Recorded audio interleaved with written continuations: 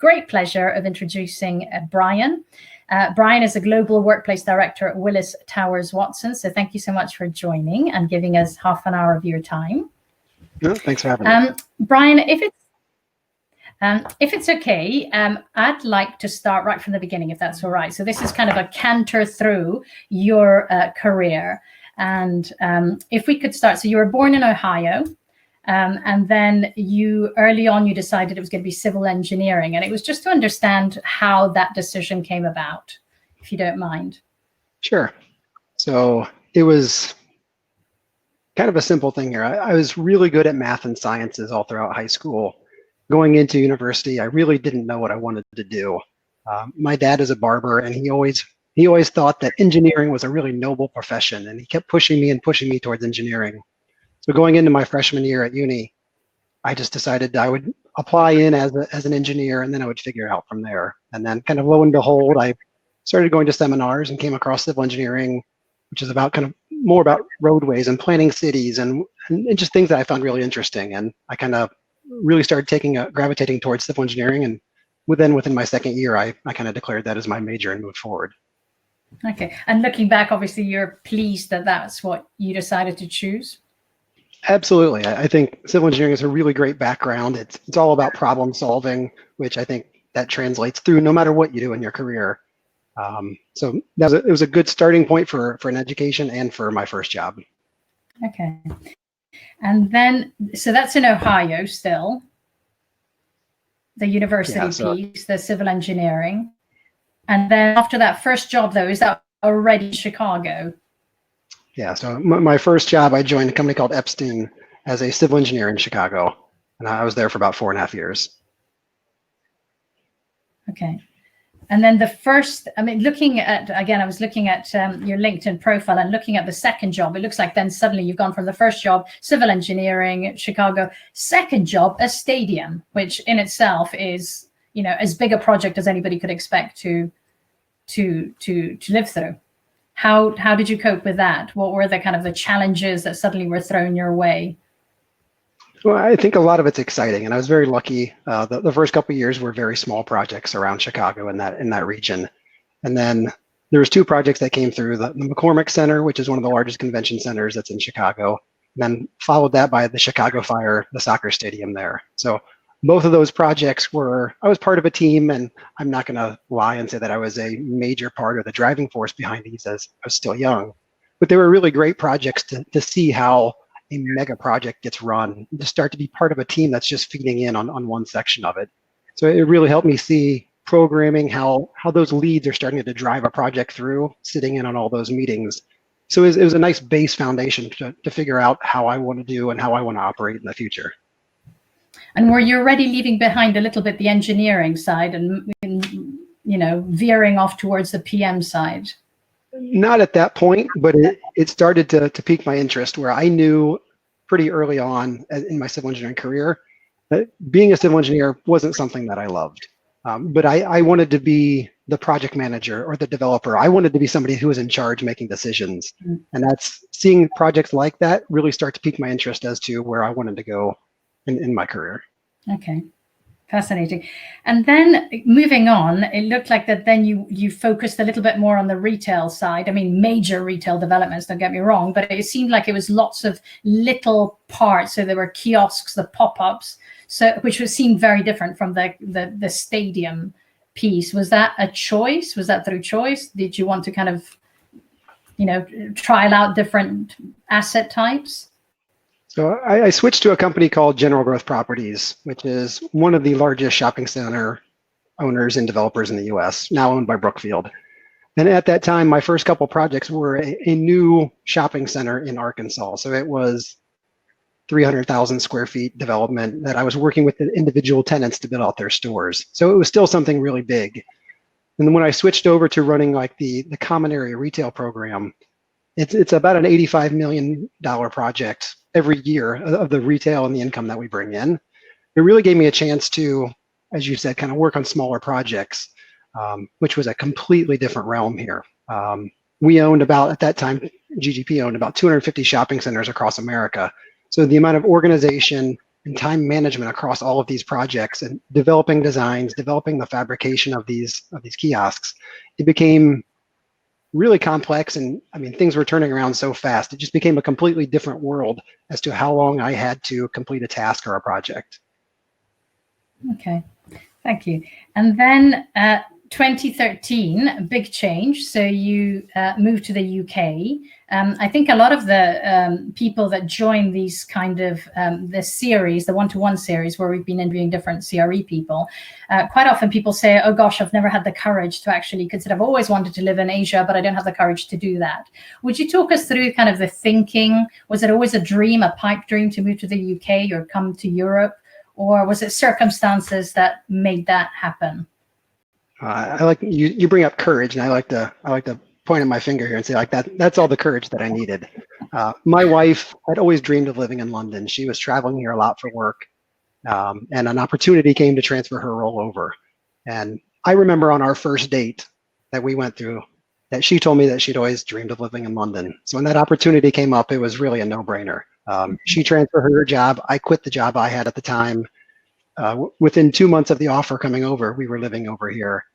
And there was no time to be scared about it. There was no time for any doubting it. It was happening. Okay. And that was actually probably for the better for me. There was no time to be nervous about it. No time to let sentimentality get in the way. We just did it. Okay. And did you have a job when you arrived here? I did not. Okay. That was a bit more difficult. Okay.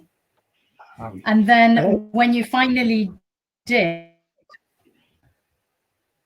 when you finally did, I mean, what are there big differences between operating in the States as opposed to working here? Well, one of the biggest challenges I found right off the bat was applying for a job. The project managers in the UK are typically RICS chartered surveyors, and every job posting requires you to be chartered. And coming from America, at least at that time, that's not something that our project managers had. So applying for jobs, I was just getting zero response because I wasn't meeting the requirements for a lot of these postings. Fortunately, it becomes about who you know, not always as opposed to what you know. And I had a cousin that worked for JLL in the States who was able to make a call and at least make an introduction for me to help get me an interview. I thank my cousin Dean all the time for that one. Him getting me in at least to allow to interview and then try to have my qualifications and the personality and the fit. I was able to get that and found a job at JLL. So that was my first big challenge. That took a while for that to happen. Okay, and then if we go through, so you were there for about 5 years? Yeah, just under 5. Just under 5 years. And will you talk us, because you did various roles, you were overseeing various projects. Will you talk us a little bit about some of the challenges that you were faced with and you were involved with Sky, you were involved with restaurants, you were involved with all sorts. Will you kind of talk us through a little bit some of those projects? Sure. So when I first started, I was working on a new restaurant in London in the Central St. Giles buildings. It was Naputo, is a ramen restaurant. It was their first to market outside of Japan. So it was working with that owner and that developer to try to come up with the design and running that program, knowing that all the designs we were feeding back to the architect in Japan, running through a different culture and a different way that they approve their projects as opposed to what I've seen and now in the UK and in the US. So that was about 6 months that I was working on that before moving out to Sky Broadcasting as part of a 9-person team that was seconded in there. At Sky, we had project managers, cost managers, we had workplace consultants, helping them deliver a portfolio all across the UK, which consisted of a 10-person office here. It could be 600 people in Leeds. We did 2 offices in London that were about 300 or 400 people. All of us doing projects that were helping the learnings and feeding into what a couple of people were working on as part of Sky Central, which I think most people here in the UK are aware of, a 4,000-person building. So I did not have anything to do with that, but my role was more of a PMO, helping the team kind of manage all the other projects that we had in the portfolio, while a couple of the leads from Sky were able to focus really on that Sky Central project. From there, as I finished off that account, I got to take on 2 projects, one for the Institute of Chartered Accountants in central London, then also with Willis Towers Watson, delivering a consolidation of their headquarters in London. As coming off a merger between Towers Watson and Willis, it was consolidating 3,000 people in one building across 15 floors of office and client space. So it's been a nice variety of projects and many different challenges, from culture to logistics in an office tower to just the PMO role and kind of setting up processes. Like it's been a really nice variety in those 5 years at JLL. I bet. And then I looked at your LinkedIn to see how you described the role at Willis, and I'm just going to quote something that you've written, which is, that part of your role is leading workplace transformation of Willis Towers Watson global portfolio to activity-based working, which is clearly what many corporates want to do. My role, like your role, is a regional role, and I know that that there are challenges in trying to achieve that, because certain cultures and certain age bands are easier to convince to work that way. And it was just to kind of understand, have you met challenges trying to deliver that?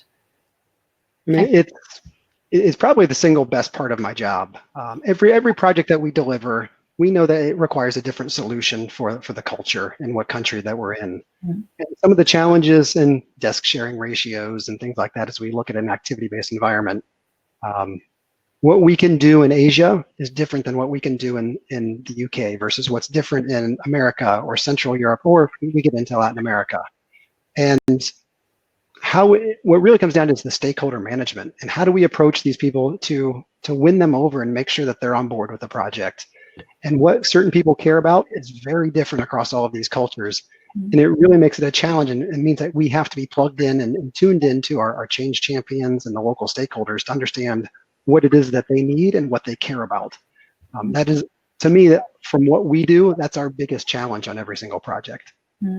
Yeah, fascinating. I see that all the time.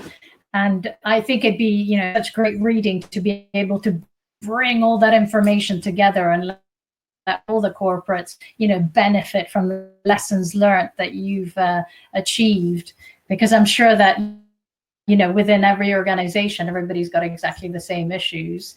And I definitely think the cultural aspect, as you say, single solution globally is never going to work, and you have to convince people in different ways in different parts of the globe. So fascinating. So has that mean you've had to travel a lot more since you've joined Willis Towers Watson? Well, I think clearly not during the lockdown, but over the past 2 years since I've been in this role, I've been very fortunate. We've had projects all over the world. I've gone out to travel to some of our offices in, say, Manila and Hong Kong, and I've been down to Rio and Sao Paulo, a number of trips to the U.S., across Europe. So I've been very lucky to go to some of the most beautiful places and see the offices, see the cultures that our offices have there, meet a lot of local people. And it's been really fun. I've been really lucky, and the travel has been, at times it goes in spurts. Like some days you get really tired, but other times it's really fantastic, and I feel very fortunate. Yeah. Is there anywhere you still want to go that you haven't gone to that you want to go professionally, not as a holiday? I mean, we have so many offices. I've not seen our Tokyo office, and I've not been out to our Australian offices. I would love to go see those. And actually see how they're working. I'm hopeful that we're going to do a project in Colombia in South America, so that's another one that I'm looking forward to going out to. It really kind of depends on what travel looks like when we come back into the office and what that means in the future. Yeah. And do you think the pandemic is actually going to have, a big impact on the way that the activity-based working is actually going to be accepted, just by the fact that everybody's had to be at home? Yeah, there's been a number of roundtables and webinars going on for the last 4 months, and they've been really interesting, because I think what a lot of people joke around is that while COVID, it's been terrible and we want everybody to be safe, it's also been the best change manager that there's ever been. It has just immediately forced people and businesses that have said that they can't work agile, it's proven that they can. Whether productivity is as great as it would always be, and whether that's appropriate, it's shown people that they can. And that's something that my team and our company we've constantly tried to tell people, agile working, it's going to be fantastic. It'll work for you guys. And this is why. Even when you get people pushing back, it's hard for them to just believe me, but now they can all see it. So, I mean, COVID-19 has been a huge change manager, not just for us, but every company globally that's ever had an office where everybody's now working from home. We are seeing drastic changes. And when do you foresee, have you had made are some of your colleagues able to go back in yet? Has the office partially opened? Sorry. We're still sitting with just the essential people in the offices to make sure that the buildings can go forward. We're looking for later this autumn at some point to start letting a percentage of people go back. But I think it's still too early. As we see the rates going back up in the US, I think our executive committee, our operating committee is doing a really great job of taking everything slow. We're not rushing anybody back. And it really is still coming down for most people, it's choice. Once you can go back, do you want to? Do you feel safe? And we need to make our colleagues ensure that everybody feels safe going back. And the reality is it's not really about the offices. Those are most likely going to be fine, but it's how do we get people there through public transportation and all the other parts of your day to make sure that we're all safe once we are in the office. Yeah. So there's a lot of different parts that come together there. Yeah, no, I think there's some major pinch points that I think in cities like London or Chicago or New York, it's impossible to overcome. I mean, you can't expect everybody to be cycling into the office and a multi-tenanted office to actually go up in the lifts or whatever it may be. So no, you're absolutely right. It is major pinch points that are unsurmountable at the moment. So we'll wait to hear what happens. I was also wondering if we could leave Willis for a second. And I was fascinated to read within your CV about the Chicago Polar non-profit organization. Do you mind telling me a little bit about it? So you began it. Sure. And what it's for, why it came to be, and what you're expected to do. Sure. I moved to Chicago in 2001 from a relatively small town in Ohio. And when I moved up there, I'd always heard about people who jumped into Lake Michigan on New Year's Day and they went swimming in the icy waters. And I thought that sounded like a lot of fun. And I thought those were the kind of people that I wanted to meet and would like to go out for pints with. So when I moved there, I was calling up the newspapers. I was doing all the research online that I could, trying to find these groups so that I could join. The tough part was that in 2001, these types of groups didn't have websites. So as much work as I did, I couldn't track these people down. So on January 1st of 2002, me and two of my buddies, we jumped into Lake Michigan on New Year's Day, went for the swim, had a great time. It was amazing. We had girlfriends and family and friends around us, treating us like the rock stars that we thought we were. But from there, soon after, it took a bit more of a serious turn for us, as I've got a cousin who her husband needed a double lung transplant. I come from a massive family, though I just have one brother. I have 55 or 56 first cousins, lots of aunts and uncles. And I just thought if we came together as a family, we could all raise money and help out my cousin and her husband. So the next year, me, along with the help of a lot of my family members, we planned the next Polar Bear Club. So it was really our second annual, and we raised about $6,000 to help out my cousin and his wife pay for some of the medical bills that they had. And we quickly kind of realized that if we knew somebody like that, everybody must know somebody. Either you go to church with, you work with, they're in your neighborhood, you're one of your kids' friends, one of their parents, something to that effect. We knew that we could reach out to the local community and have them nominate families. So since then, this year in January of 2021, we will be having our 20th annual plunge. So it's been fantastic. It's continued to grow. It still remains a big kind of family event for me, but it's expanded beyond that, where at our biggest day, we had 700 people take the plunge with us probably 5 or 6 years ago. And what do you have? Do you have the health service? Do you have the firemen there just in case? Usually we have an ambulance on site with defibrillators. We've got a dive team in the water just in case something should happen. We bring toilets down there. We have tents and registration, and we make sure that there's heating tents and changing tents. Like We have it all set up to make sure that everybody stays safe. But it's really just a quick event where we go and we have a great time. We dive in and we go to a bar afterwards and we continue on the festivities. And you literally just go in with swimming trunks. It's not the. Some people are in fancy dress. I like to believe that if you're going to do something ridiculous, you should look ridiculous. So I go in every year in my Speedo looking ridiculous, but it's for a good cause and we all love it. Okay, well, that's fantastic. I guess there isn't the same thing here in the UK. There's very few, collections of water that get to freezing point. So, well, interesting you say that. I think there are a couple small groups, and this year I'm actually working with a couple of friends that, COVID willing, we're looking in December right now of planning a similar event at one of the Lidos in London. So we're probably about a month away from potentially announcing like just a small event. So we are excited to bring something similar here.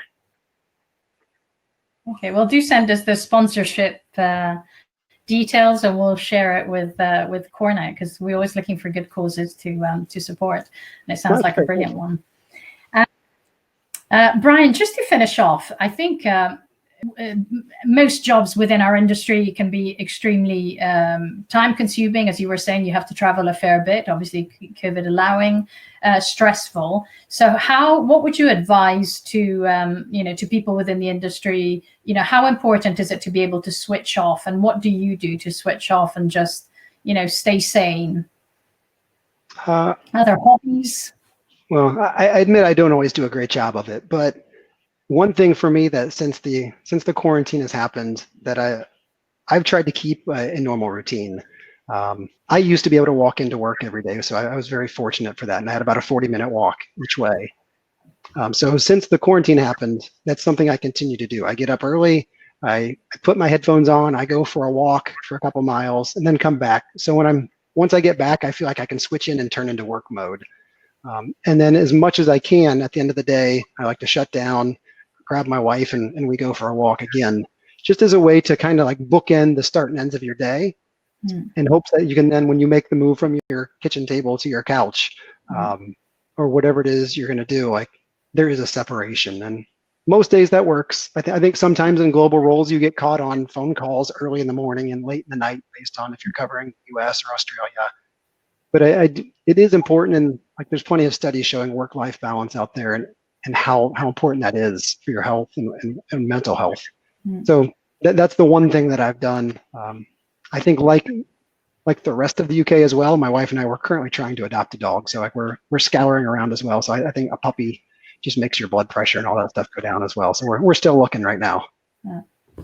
And there is a chat opportunity. So if anybody has questions for Brian, please do feel free to post them there. But before I review those, Brian, if you were to look back at your career, spanning, from Ohio to Chicago to London, plus all the amazing trips that you've done ever since, I mean, are there highlights that you would want to just showcase? Are there, especially there are some of the people that have registered for these events are the young leaders, and are there mistakes or hurdles that, were difficult to overcome that you would have somehow, done differently? Are there any lessons learned within your career that you'd like to share with us?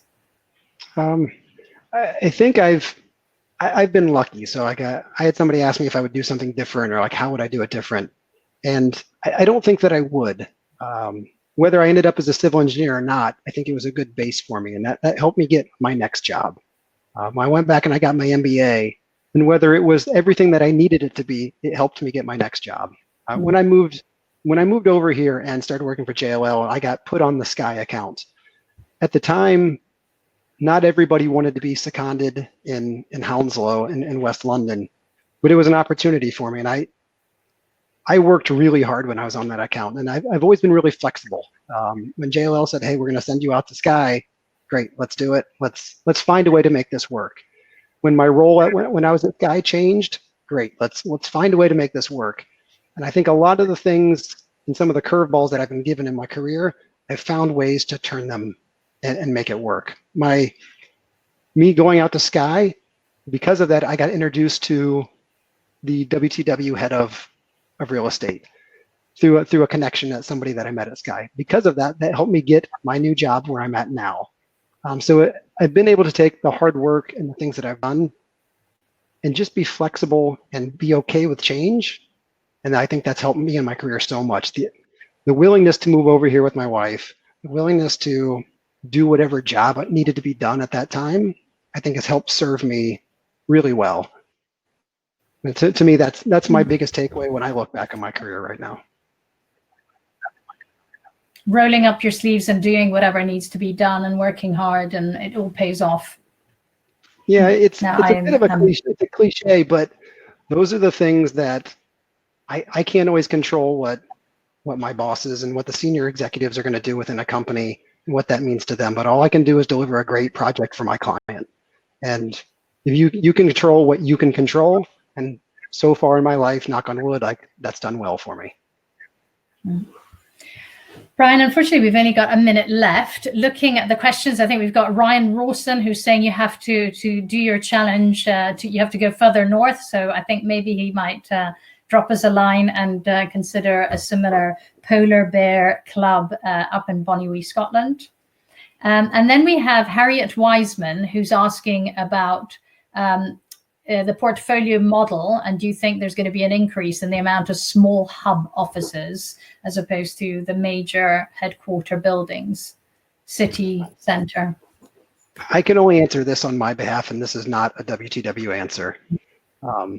I find it interesting if you are going to be working from home significantly more in the future, and then you also going to have your main headquartered office that you go into, and if you split that, say 2 or 3 days a week in each one of those, what is the purpose of some of those small hub offices? I'm not real clear about yet. And doesn't mean that they're not the right answer. I'm just not sure. Why am I going to go to a small hub office where only maybe a small portion of my team is going to be? I think I'd rather go into the main headquarters where I think a bigger group of that team is. I think there's good reasons and certain companies have it, but I'm still trying to work in my mind what each of these new locations is going to be for. And why do I really want to leave the house to go to that small hub office? And I think every day going forward, once we're post-COVID, we're going to be asking ourselves, why am I going into the office today? What's my purpose? Because I think our bases are now going to be at home with a reason for going into the office. If you don't have a real good reason, then why do I want to go there? And it might be your reason is to get away from my family, to get away from my flatmates, better technology. But I think we're going to need a reason to get in there. And if we are, then it makes sense. But I'm still trying to figure out what that means for us and our strategy at WTW. And I think there's a group of us trying to figure that out. And we don't quite know the answer and how that's going to work yet. Well, I think that's a very interesting point, and I tend to second that. I tend to agree. But on that point, it's 2:30. So I just wanted to thank you so much on behalf of everybody, Brian. Thank you for giving up 30 minutes of your time to just outline, so informally, the various steps that you took over your career. And thank you so much for your time. Unfortunately, people can't applaud. So I'll applaud on behalf of everybody else, but thank you. Well, thank you for having me. I appreciate it. No, all right. Thank you.